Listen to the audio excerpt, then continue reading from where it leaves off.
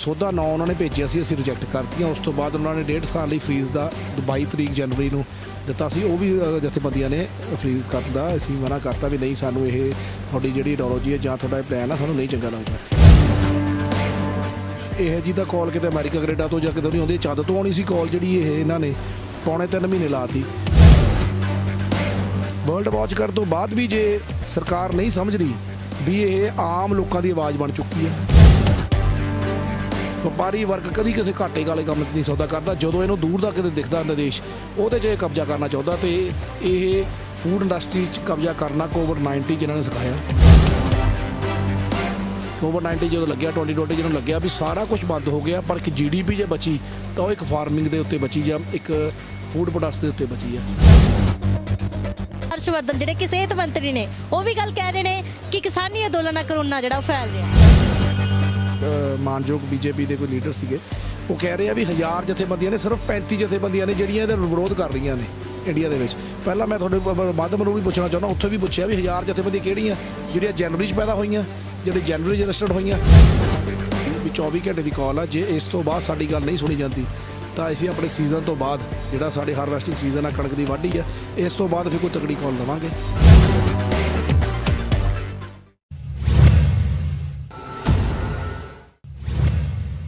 ਸੋ ਦਰਸ਼ਕੋ, ਤੁਸੀਂ ਰੰਗਲਾ TV ਦੇ ਨਾਲ ਜੁੜ ਚੁੱਕੇ ਹੋ, ਜਿੱਥੇ ਤੁਸੀਂ ਦੇਖਿਆ ਕਿ ਤੁਹਾਨੂੰ ਰਾਤ ਦੀ ਅਪਡੇਟ ਦਿੱਤੀ। 24 ਘੰਟਿਆਂ ਦਾ ਜਥੇਬੰਦੀਆਂ ਵੱਲੋਂ ਕਾਲ ਦਿੱਤੀ ਗਈ ਸੀ ਕਿ MP ਟੋਲ ਪਲਾਜ਼ਾ ਜਿਹੜਾ ਜਾਮ ਕੀਤਾ। ਹੁਣ ਰਾਤ ਹੋ ਚੁੱਕੀ ਹੈ, ਰਾਤ ਦੀ ਅਪਡੇਟ ਵੀ ਤੁਹਾਨੂੰ ਦੇ ਦਿੱਤੀ ਹੈ। ਸਾਡੇ ਨਾਲ ਹਰਮੀਤ ਸਿੰਘ ਕਾਦੀਆ ਵੀ ਜੁੜ ਚੁੱਕੇ ਨੇ, ਗੱਲਬਾਤ ਕਰ ਲਾਂਗੇ ਕਿ ਹੁਣ ਦੀ ਸਥਿਤੀ ਕੀ ਹੈ। ਵਾਹਿਗੁਰੂ ਜੀ ਕਾ ਖਾਲਸਾ, ਵਾਹਿਗੁਰੂ ਜੀ ਕੀ ਫਤਿਹ।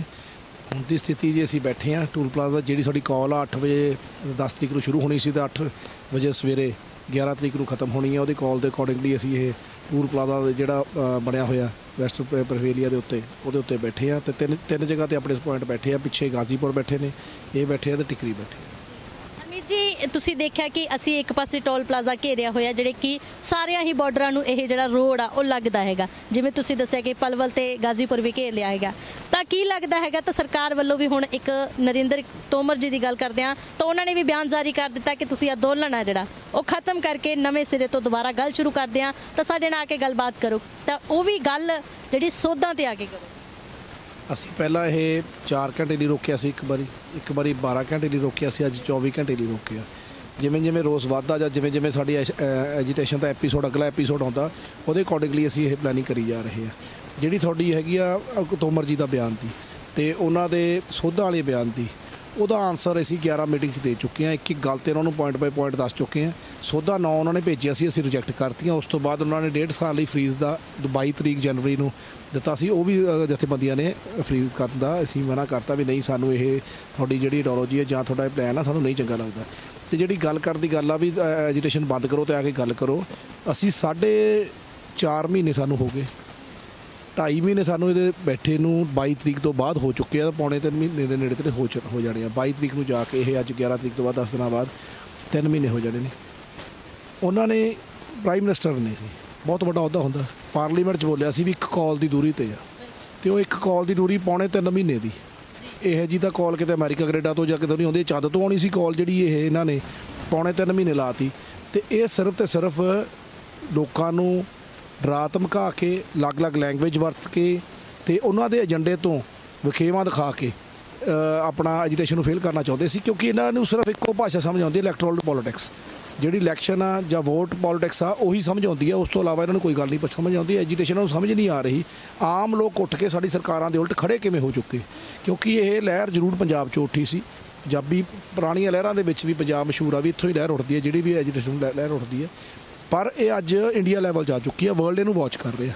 ਵਰਲਡ ਵਾਚ ਕਰਨ ਤੋਂ ਬਾਅਦ ਵੀ ਜੇ ਸਰਕਾਰ ਨਹੀਂ ਸਮਝ ਰਹੀ ਵੀ ਇਹ ਆਮ ਲੋਕਾਂ ਦੀ ਆਵਾਜ਼ ਬਣ ਚੁੱਕੀ ਆ, ਕਿਸਾਨੀ ਮੁੱਦਿਆਂ ਤੋਂ ਉੱਪਰ ਮੁੱਦੇ ਲਾ ਗਏ ਆ। ਕਿਉਂਕਿ 3 ਲਾਅ ਜਿਹਨਾਂ ਦੀ ਲੜਾਈ ਕਰ ਰਿਹਾ, ਇੱਕ ਉਹਨਾਂ 'ਚੋਂ 3rd ਜਿਹੜਾ ਲਾਅ ਹੈਗਾ ਉਹ ਅਸੈਂਸ਼ੀਅਲ ਗੁਡਸ ਐਕਟ ਆ।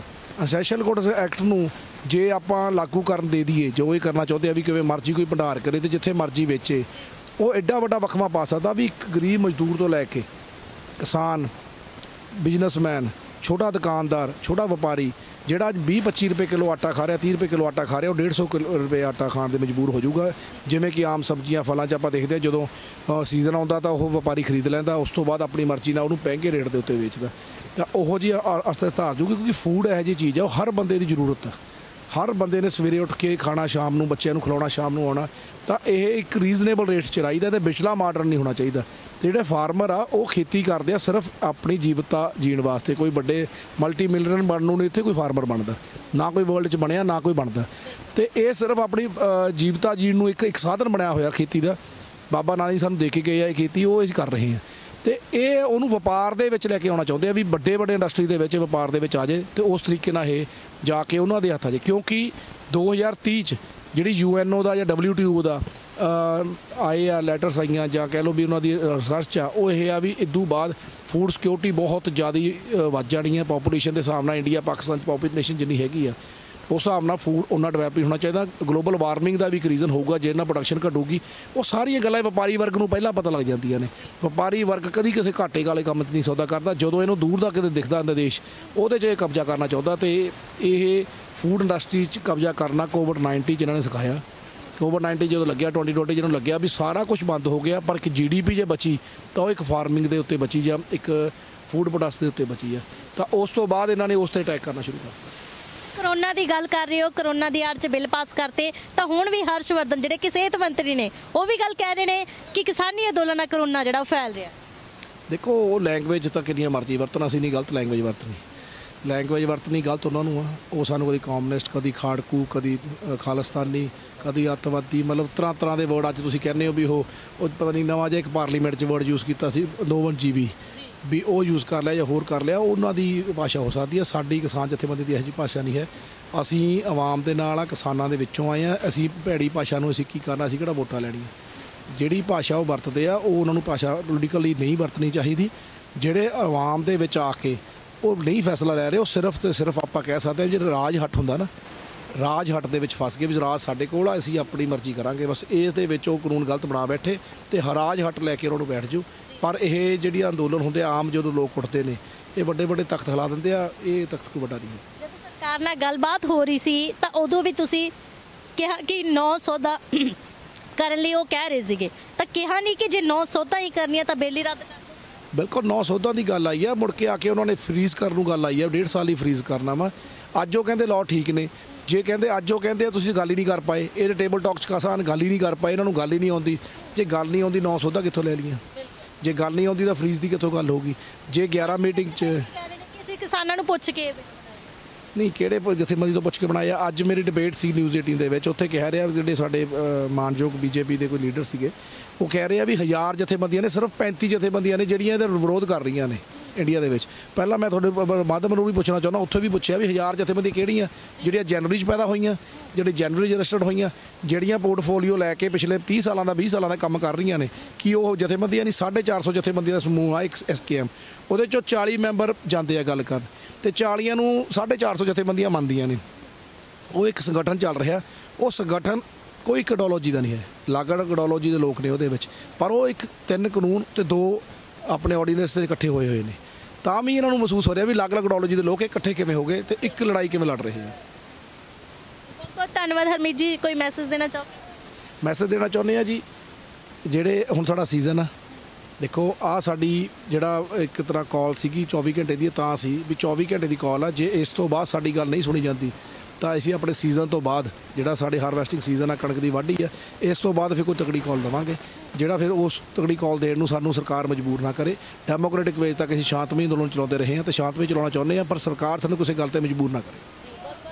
ਸੋ ਦਰਸ਼ਕੋ, ਇਹ ਸਨ ਹਰਮੀਤ ਸਿੰਘ ਕਾਦੀਆ ਜੀ। ਤੁਸੀਂ ਦੇਖਿਆ ਕਿ ਹੁਣ ਜਿਹੜਾ ਵੱਡੇ ਪੱਧਰ ਤੇ ਕਿਸਾਨੀ ਅੰਦੋਲਨ ਦਾ ਜਿਹੜਾ ਅਸੀਂ ਗੱਲ ਕਹਿ ਸਕਦੇ ਬੜਾ ਤਿੱਖਾ ਕੀਤਾ ਜਾ ਰਿਹਾ।